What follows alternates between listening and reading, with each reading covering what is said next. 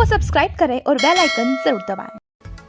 भाजपा विधायक अमृतलाल मीणा के 5 दिन पहले बुधवार को निधन के बाद खाली हुई सलूम्बर सीट पर अब प्रदेश की 5 अन्य सीटों के साथ उपचुनाव कराए जाएंगे।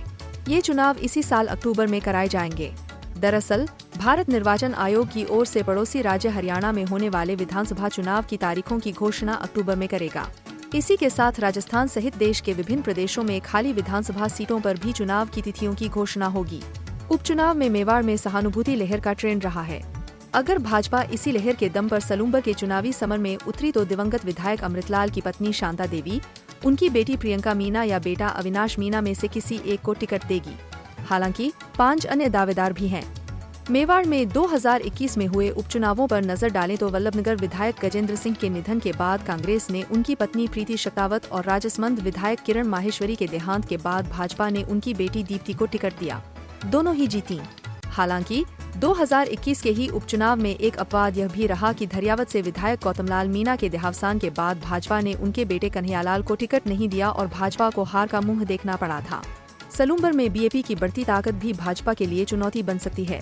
बता दें कि सलूम्बर से भाजपा विधायक अमृतलाल मीणा का 8 अगस्त को हृदयाघात से निधन हो गया था। बीएपी कांग्रेस में गठबंधन हुआ तो भाजपा का गणित गड़बड़ाएगा। भाजपा की ओर से सलूम्बर सीट को जीतने की चुनौती रहेगी। दरअसल यहाँ भारत आदिवासी पार्टी का दबदबा बढ़ता जा रहा है। विधानसभा चुनाव 2023 में बीएपी के जितेश मीणा ने 51,691 वोट प्राप्त कर तीसरा स्थान प्राप्त किया, जबकि 65,395 वोट लेकर कांग्रेस के रघुवीर सिंह मीणा दूसरे नंबर पर रहे थे। भाजपा के अमृतलाल मीणा को 80,086 वोट मिले। उन्होंने 14,691 वोट से जीत दर्ज कराई।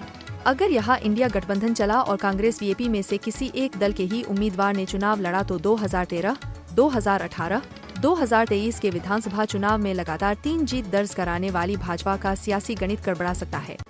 इस सीट से कांग्रेस 2008 में जीत पाई थी। तब कांग्रेस के रघुवीर सिंह ने 65,140 वोट प्राप्त किए थे और 23,353 मतों से जीते थे। सलूम्बर भाजपा का गढ़ विधानसभा सीट पर साल 1990 के बाद हुए चुनावों में कांग्रेस सिर्फ 2 बार ही जीत दर्ज कर पाई। भाजपा को बड़े वोटों के मार्जिन से जीतती रही है।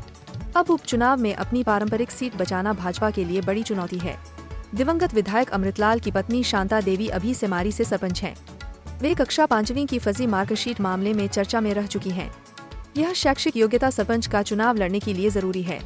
हालांकि विधानसभा चुनाव लड़ने के लिए शैक्षणिक योग्यता का कोई मापदंड निर्धारित नहीं है। ऐसे में वे प्रत्याशी बन सकती हैं। अगर उनके नाम पर कोई दिक्कत आई तो बेटे बेटी में से किसी एक को टिकट दिया जा सकता है। दूसरी ओर सलूम्बर सीट से भाजपा के ही नरेंद्र मीणा, दया मीणा, उमेश मीणा, सेमारी की पूर्व प्रधान सोनल मीणा भी उपचुनाव में टिकट के प्रबल दावेदार हैं। नरेंद्र मीणा को सबसे ताकतवर दावेदार माना जा रहा है। बता दें कि सलूम्बर सीट पर साल 1990, 1993 में भाजपा के फूलचंद मीणा, 1998 में कांग्रेस के रूपलाल मीणा, 2003 में भाजपा के अर्जुनलाल मीणा, 2008 में कांग्रेस के रघुवीर सिंह मीणा, उसके बाद से भाजपा के दिवंगत विधायक अमृतलाल चुनाव जीत दर्ज करते आ रहे थे। लोकसभा में जीत के बाद इंडिया गठबंधन लड़ेगा। पहला चुनाव राजस्थान में सलूम्बर के अलावा दौसा, टोंक जिले की देवली उनियारा, नागौर की खीमसर, झुंझुनू और बांसवाड़ा की 84 सीटों पर उपचुनाव होने हैं। यहाँ से विधायक का चुनाव जीतने वाले नेताओं ने लोकसभा चुनाव लड़ा और जीत गए। खास बात यह है कि दौसा, टोंक, नागौर, झुंझुनू व बांसवाड़ा लोकसभा सीट पर इंडिया गठबंधन ने चुनाव लड़ा और जीता। ऐसे में अब विधानसभा सीटों पर भी पहली बार कांग्रेस और इंडिया गठबंधन चुनाव लड़ सकता है। इसके पीछे इन सीटों को बचाने की चुनौती भी है। ऐसे में सलूम्बर सीट पर भी इंडिया गठबंधन के चुनाव लड़ने की सुगबुगाहट है। कांग्रेस से पूर्व सांसद और सीडब्ल्यूसी के पूर्व मेंबर रघुवीर सिंह मीणा और उनकी पत्नी बसंती देवी दावेदार हैं। विधानसभा सीट पर साल 1990 के बाद हुए चुनावों में कांग्रेस सिर्फ 2 बार ही जीत दर्ज कर पाई। भाजपा को बड़े वोटों के मार्जिन से जीतती रही है। अब उपचुनाव में अपनी पारंपरिक सीट बचाना भाजपा के लिए बड़ी चुनौती है।